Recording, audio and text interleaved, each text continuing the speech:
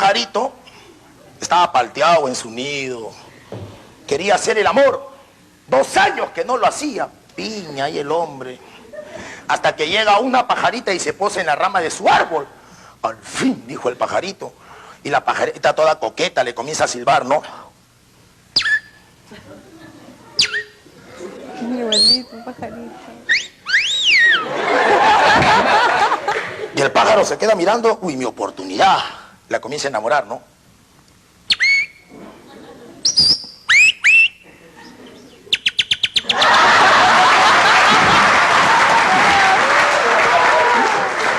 Y la pajarita no atraca.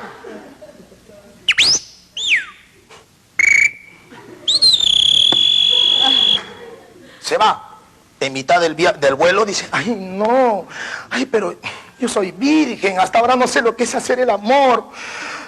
A ver, voy a retornar, voy a hacer el intento. Y regresa. Pero el pajarito ya estaba todo, ya...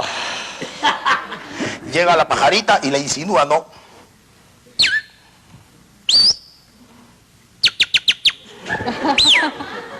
Y el pájaro asado.